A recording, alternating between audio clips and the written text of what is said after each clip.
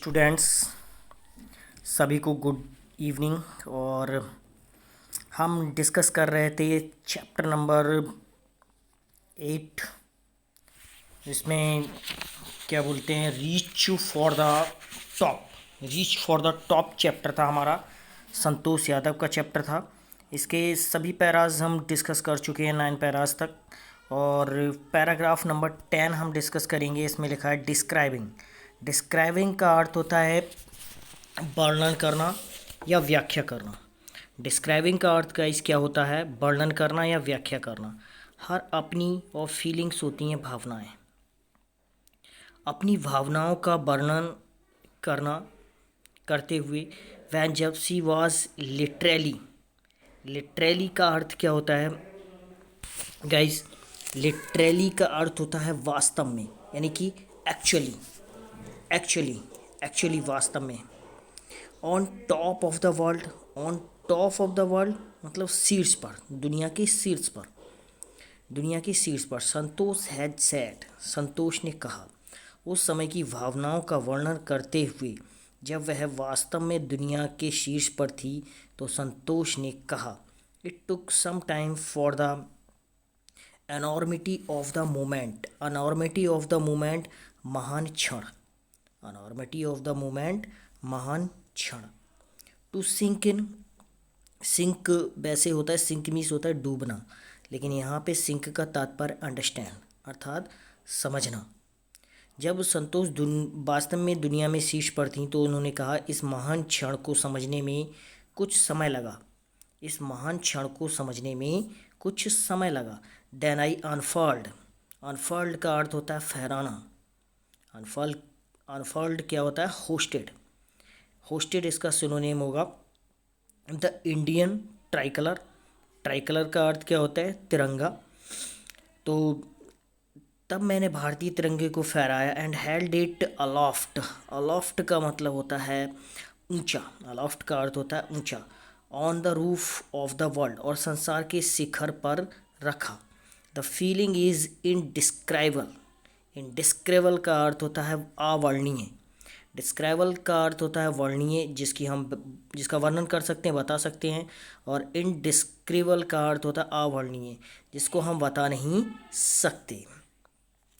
तो वह अनुभूति अवर्णनीय है। The Indian flag was flying on top of the world. भारतीय ध्वज दुनिया के शीर्ष पर लहरा रहा है। The Indian flag was flying on top of the world. भारतीय ध्वज दुनिया के शीर्ष पर लहरा रहा है। It was truly a spiritual movement. Spiritual होता है आध्यात्मिक, और मोमेंट होता है क्षण या पल। ये वास्तव में एक आध्यात्मिक क्षण था। I felt proud as an Indian. मुझे एक भारतीय होने पर गर्व महसूस हुआ। Also a fervent. फर्वेंट का अर्थ होता है उत्सुकता। फर्वेंट का मतलब क्या होता है? उत्सुकता से भर जाना। तो आगे बढ़ते हैं। फर्वेंट के बाद लिखा है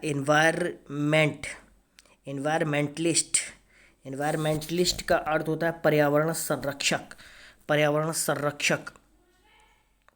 इसके अलावा एक उत्साही पर्यावरण संरक्षण के रूप में Santosh collected and brought down 500 kilograms of garbage from the Himalaya. Santosh ने 500 किलोग्राम कचरा एकत्र किया और हिमालय से नीचे लेकर आए। इसके बाद जो कहानी है, ये कहानी पूरी होती है संतोष यादव की। इससे हमें एक यही शिक्षा मिलती है कि लड़कियों को भी किसी मामले में अपने आप को कम नहीं समझना चाहिए।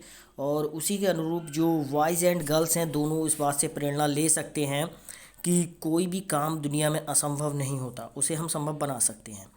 दूसरी जो कहानी है वो ये पार्ट एक रूसी टेनिस खिलाड़ी मारिया शारापोवा के बारे में है। सभी ने नाम सुना होगा। उसने केवल 9 वर्ष की आयु में टेनिस खेलना प्रारंभ किया था, और जब वह मुश्किल से 18 की थी, तब वह महिला टेनिस में नंबर 1 की खिलाड़ी बन चुकी थी। उसकी कहानी उसके दृढ़ संकल्प यानी डिटरमाइंड, मानसिक दृढ़ता, मेंटल डिटर्मिनेशन, बलिदान और कड़ी मेहनत के, उसकी हार्ड वर्क के बारे में बताती है। और कड़ी मेहनत उसकी सफलता का मंत्र है। किसी काम में सफल होने के लिए हमारा क्या है? सबसे पहली चीज़ क्या है कि हमें कड़ी मेहनत करनी चाहिए, हार्ड वर्क करना चाहिए और उसमें हम सफल हो सकते हैं। फर्स्ट पैरा इसमें है, there is something disarming about Maria. There is something disarming about Maria Sharapova. Disarming क्या होता है? मैत्रीपूर्ण। मारिया शोभा में कुछ मैत्रीपूर्ण बातें ऐसी थीं। Something at odds. Something at odds. At odds का अर्थ होता है असंगत। With her ready. Ready smile. Ready smile मतलब मुस्कान उसकी। And glamorous. A glamorous attire. Glamorous attire, glamorous अर्थात शानदार और अटायर का अर्थ होता है वस्त्र, उसके शानदार वस्त्र। मारिया शारापोवा में कुछ ऐसे अपने वश में कर लेने वाली बात है जो उनकी मुस्कान और भड़कीले कपड़ों से भिन्न है। And that something in her lifted on Monday. और उसी बात ने सोमवार के दिन 22 अगस्त 2005 to the world number 1 position in women's tennis, कि 22 अगस्त 2005 को उसे संपूर्ण संसार में महिला टेनिस के प्रथम स्थान पर उठा दिया। All this happened in almost no time. ये सब कुछ लगभग कुछ ही समय में हो गया। Poised beyond her years. ये सब कुछ ही समय में हो गया। The Siberian born teenager took just 4 years as a professional to reach pinnacle. Siberia में जन्म लेने वाली शांत और संतुलित किशोरी केवल 4 वर्ष में ही पेशेवर खिलाड़ी की तरह सफलता के शिखर पर पहुंच गए। पैराग्राफ नंबर 2 पे आते हैं हम। हाउएवर। हाउएवर का अर्थ क्या होता है? हालांकि। हालांकि rapid ascent. Rapid ascent, rapid होता है तीव्र और एसेंट का अर्थ होता है आरोहण।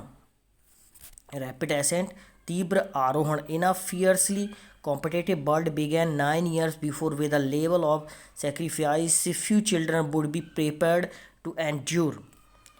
तो इसका तात्पर्य क्या हुआ? हालांकि इस कठिन प्रतियोगिता वाले संसार में ये तीव्र गति की चढ़ाई 9 वर्ष पूर्व त्याग के उस स्तर से आरंभ हुई जिसे सहन करने के लिए कुछ ही बच्चे तैयार होंगे। Little Maria had not yet celebrated her 10th birthday when she was packed up to train in the United states. छोटी सी मारिया ने अभी अपना 10वां जन्मदिन भी नहीं मनाया था जब उसे संयुक्त राज्य अमेरिका भेज दिया गया इसके लिए प्रशिक्षण के लिए। That trip to Florida with her father Yuri launched her on the path to success and stardom. अपने पिता यूरी के साथ फ्लोरिडा की उस यात्रा ने उसे सफलता और प्रसिद्धि के मार्ग पर चला दिया। स्टारडम अर्थात प्रसिद्धि। But it also required a heart wrenching 2 year separation from her mother Elena. Separation का अर्थ क्या होता है? अलगाव। लेकिन इसके साथ ही उसने अपनी माँ वेलेना से 2 वर्ष की दुखदायक जुदाई भी उसे सहन करनी पड़ी। तो the latter was compelled to stay back to Siberia because of visa restrictions. Visa की पाबंदी के कारण उसकी माँ की साइबेरिया में ही ठहरने के लिए मजबूर होना पड़ा। रिस्ट्रिक्शंस होती हैं पाबंदियाँ। The 9-year-old girl had already learned an important lesson in life. 9 वर्ष की इस लड़की ने जीवन में पहले ही महत्वपूर्ण पाठ सीख लिया था। That tennis excellence would only come at a price, कि टेनिस में श्रेष्ठता प्राप्त करने के लिए उसे मूल्य चुकाना पड़ेगा। I used to be so lonely. Lonely means क्या होता है? अकेला या एकमात्र। मारिया शारापोवा ये याद करते हुए कहती है कि मैं अकेली हुआ करती थी। I missed my mother terribly. मैं अपनी माँ को बहुत याद करती थी। My mother was working as much as he could to keep my tennis training going. मेरे पिताजी मेरे टेनिस के प्रशिक्षण को जारी रखने के लिए जितना प्रयास हो सके कर रहे थे। So he could not see me either. इसलिए वह भी मुझसे नहीं मिल सकते थे। पैराग्राफ नंबर 4 पे आते हैं। Because I was so young, क्योंकि मैं छोटी थी। I used to go to bed at 8 PM। मैं 8 बजे बिस्तर पर सोने चली जाती थी। The other tennis people would come in at 11 PM। अन्य टेनिस 11 बजे आते थे। And wake me up and order me to tidy up the room and clean it. और मुझे जगाते और कमरा सुव्यवस्थित और साफ करने का आदेश भी मुझे देते थे। पैराग्राफ नंबर 5 पे आते हैं। लिखा है इसमें, instead of letting that depress, instead of letting that depress me, इससे निराश होने की बजाय, I became more quietly determined and mentally tough, मैं चुपचाप अधिक दृढ़ व मानसिक रूप से सशक्त बन गई। I learn it how to take care of my self, मैंने सीख लिया कि अपना ध्यान स्वयं कैसे रखा जाता है। I never thought of quitting, I never thought of quitting, मैंने कभी छोड़कर भागने की नहीं सोची। क्वाइट मतलब छोड़कर चले जाना। बिकॉज क्योंकि I knew what I wanted, क्योंकि मैं जानती थी कि मैं क्या चाहती थी। When you come from nothing and you have nothing, जब आपके पास कुछ नहीं था और कुछ नहीं है, then it makes you very hungry and determined, तो ये स्थिति आपको अधिक भूखा और दृढ़ निश्चयी बना देती है। I would have put up with much more humiliation and insults than that to steadfastly pursue my dream, और मुझे अपने लक्ष्य की प्राप्ति में अडिगता से लगे रहने के लिए उससे भी अधिक अपमान और अनादर सहना पड़ा। धन्यवाद।